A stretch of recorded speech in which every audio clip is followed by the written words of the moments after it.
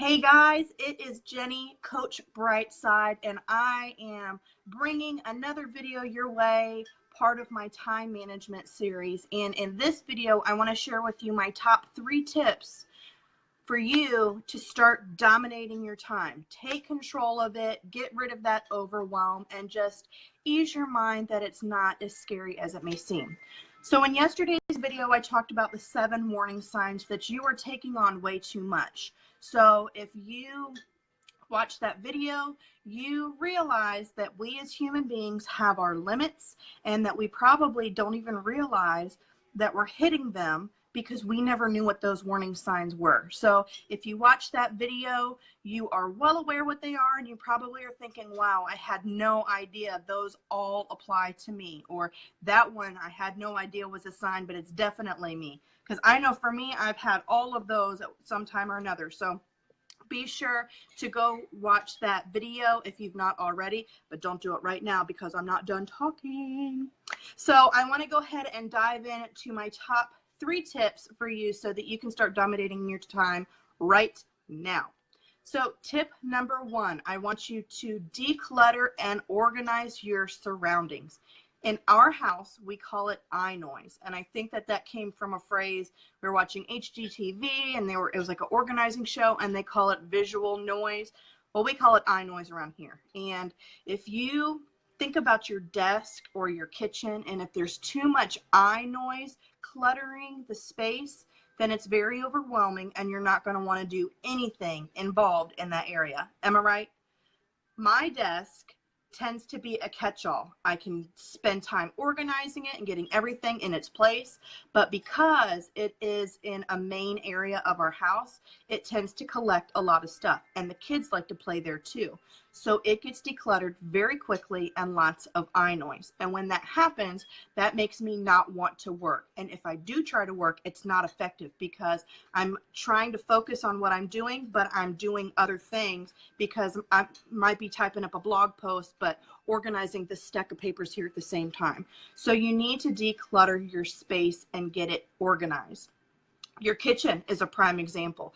If your cabinets are out of whack, if you got expired foods in there, maybe you've got a whole bunch of cans in the way, you didn't know you had expired foods, or maybe you're double buying because your cans or your boxed foods, or whatever the case may be, maybe your pantry is just out of whack.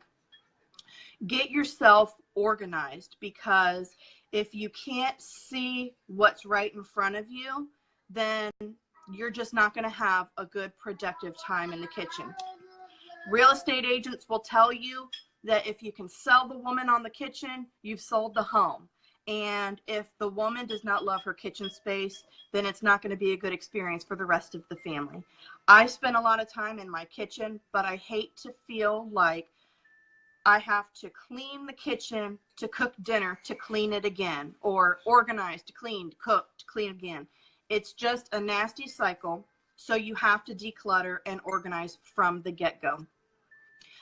Get rid of as much eye noise as possible. And I will have a video after this one with some of my top organization tips as well. So if you're thinking, okay, you're telling me to do this, but I have no idea what you're saying, don't worry. I've got tips for that too, but it's not going to be in this video. Tip number 2, plan it out. Plan out your day, plan out your time, plan everything, but go into it with a flexible mind. You can't be too strict about your time, because when you are a busy mom, you know your kids control all the situations. I had an incident the other day. We were going out to dinner for my nephew's birthday, and we were trying to get out of the house at a specific time, and the baby had a dirty diaper right as we were getting ready to leave.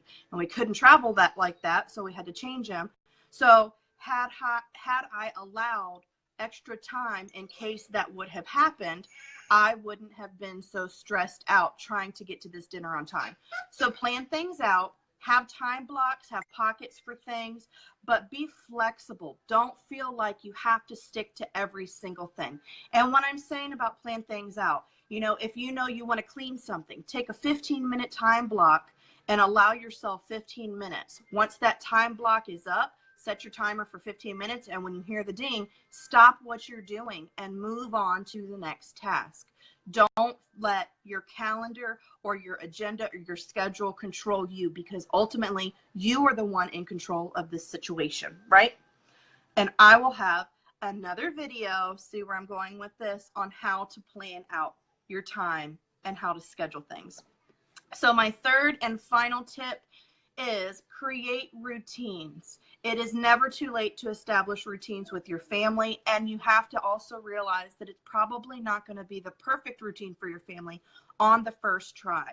My kids are 4 and 1, and we have gone through multiple varieties of a bedtime routine, one that would be best for our family. We've never gotten it right on the first try. We've always established something else.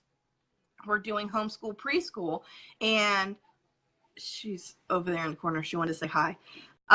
We're doing homeschool preschool, and we have to establish a routine for that in order to fit it into our day. I'm an entrepreneur and I work from home. I have to have a routine for my work, my business hours, so that my kids are taken care of during the day as well, and as well as the other things in the house. And my needs as a business owner are taken care of. So it's all about routine. Don't just fly by the seat of your pants, because that's just going to overwhelm you and stress you out. So there will be a video on how to create routines. So just to recap those top 3 tips: declutter and organize your surroundings. Plan everything out, but be flexible with it, and create some routines in your life.